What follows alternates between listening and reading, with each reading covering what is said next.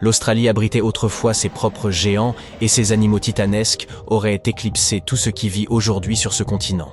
Les scientifiques ont découvert de nombreux restes de ces créatures anciennes dans les grottes de Naracoorte, en Australie méridionale, à 4 heures de la ville d'Adélaïde.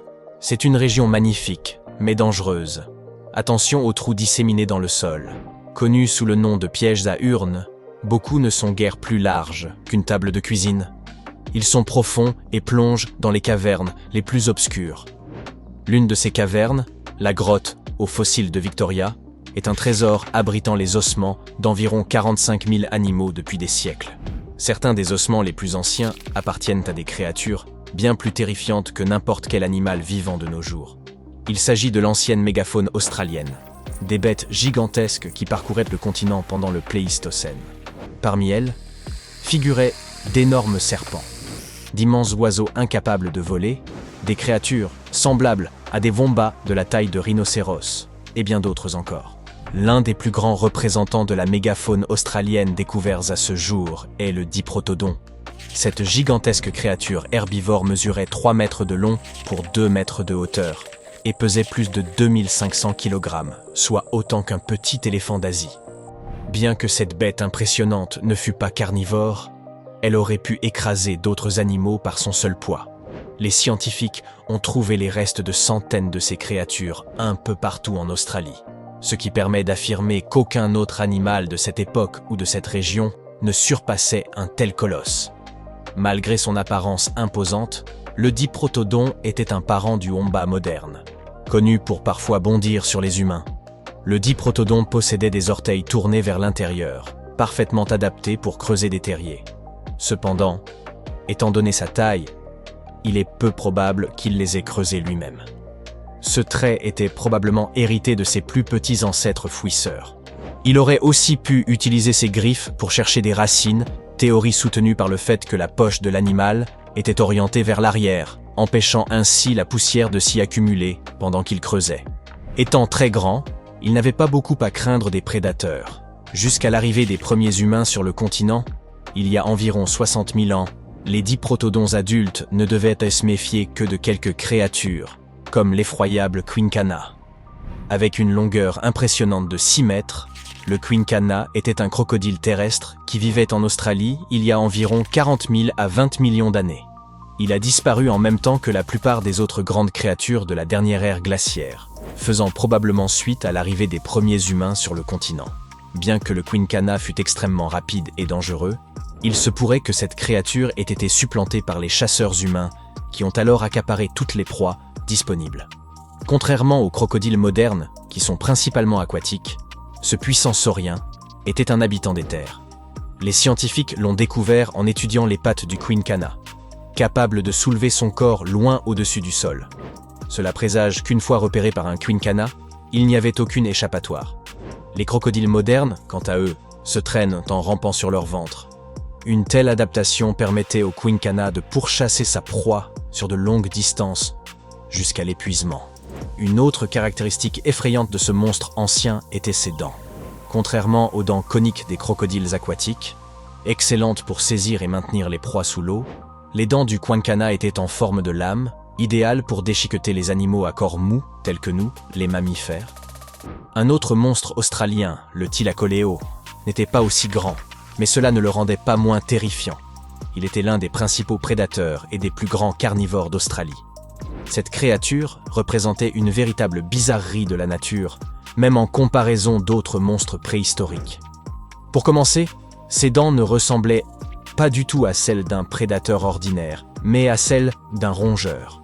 Ses incisives hypertrophiées prenaient la place des canines et ses prémolaires, en forme de lame, servaient à déchirer la chair et les os. Au début, les scientifiques pensaient que le Thylacoleo utilisait ses dents pour manger des noix et d'autres fruits. Mais plus tard, une étude a montré que ses dents étaient bien plus adaptées pour trancher les coups et sectionner les colonnes vertébrales. Quel programme! Les mâchoires de cette créature étaient terriblement puissantes. Un Thylacoleo de 100 kg avait une force de morsure comparable à celle d'un lion moderne de 250 kg. Cela signifie que l'animal pouvait facilement abattre une proie beaucoup plus grande que lui. De plus, la queue du Thylacoleo était doté de puissants muscles qui permettaient à l'animal de s'en servir comme soutien lorsqu'il s'attaquait à de grandes proies. Le thylacoleo possédait des griffes rétractables, une caractéristique extrêmement rare parmi les marsupiaux. Cette particularité lui permettait de garder ses crochets extrêmement aiguisés sans les émousser, offrant ainsi une meilleure prise sur sa proie. Les scientifiques sont également convaincus que, tout comme les léopards modernes, le thylacoleo pouvait grimper aux arbres et bondir sur d'autres animaux depuis les hauteurs. Ses attaques étaient si rapides et furtives que ses victimes ne savaient jamais ce qui les avait frappés. Cette théorie est renforcée par la structure de ses pattes arrière. Le premier orteil y était réduit, tandis que le pied présentait un coussinet rugueux similaire à celui des opossums actuels, ce qui offrait une meilleure adhérence lors de l'escalade. Lorsque les scientifiques ont découvert le premier crâne de Meiolania, ils ont d'abord pensé qu'il s'agissait d'un lézard, d'où son nom signifiant « l'humble errante ». Cependant, après avoir trouvé des fossiles plus complets, il s'est avéré que la Meiolania était en réalité une tortue géante et non un lézard. C'était l'une des plus grandes tortues terrestres à avoir jamais existé. L'erreur initiale des chercheurs provenait des ornements épineux présents sur le crâne de l'animal, caractéristique que l'on retrouve aussi chez les lézards cornus modernes. Malgré la découverte de la véritable nature de cette créature, les scientifiques peinent encore à la classer correctement. On ignore si cette tortue repliait son cou en dessous de sa colonne vertébrale ou sur le côté pour se défendre.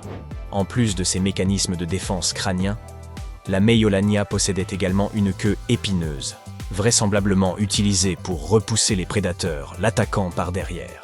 La plupart des espèces de Meiolania ont disparu il y a environ 2 à 3 000 ans, probablement en raison de l'activité humaine qui a conduit à leur extinction en Australie et sur les îles avoisinantes. Il aura fallu environ 2 siècles pour que ces tortues s'éteignent dans cette région du globe. Le Megalania était un lézard géant australien qui vivait à la fin du Pléistocène. Il ressemblait au dragon de Komodo et au varan bigarré d'Australie, considérés comme ses plus proches parents vivants. Les fossiles montrent que cet ancien lézard mesurait de 4,50 à 8 mètres de long, et les plus récents fossiles de Megalania remontent à environ 50 000 ans. Les premiers peuples autochtones ont sans doute côtoyé le Megalania, ce qui a contribué à l'extinction de ce lézard géant. Initialement, les scientifiques pensaient qu'il s'agissait du seul représentant du genre Megalania. Cependant, il appartient désormais au genre Varanus, ce qui indique que cette créature préhistorique est étroitement liée aux varans australiens modernes. Le prochain géant de notre liste est parfois surnommé l'autruche sous stéroïdes en raison de sa taille imposante. Le Genyornis, le dernier des Dromornithidés à disparaître en Australie, y a côtoyé les premiers humains. Il est probable qu'ils aient coexisté pendant environ 15 000 ans avant que l'énorme volatile ne s'éteigne. Cette hypothèse est renforcée par la découverte de fossiles de Genyornis associés à des outils humains. De plus, certaines peintures rupestres représentent des oiseaux incapables de voler qui ressemblent fortement aux Genyornis par leur taille et leur aspect. Bien que le Genyornis ne fût pas le plus grand oiseau d'Australie, il mesurait tout de même la taille d'un homme adulte et pesait environ 250 kg. Comparé à une autruche moderne, qui peut être dangereuse lorsqu'elle se sent menacée, imaginer affronter son immense ancêtre préhistorique en ferait réfléchir plus d'un. Les scientifiques débattent encore quant au régime alimentaire du Genyornis. Certains pensent qu'il était herbivore, mais il est également possible qu'il ait été partiellement charognard.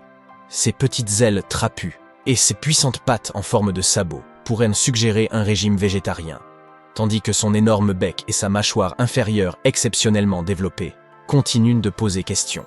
En effet, ces caractéristiques sont pour le moins atypiques chez les oiseaux.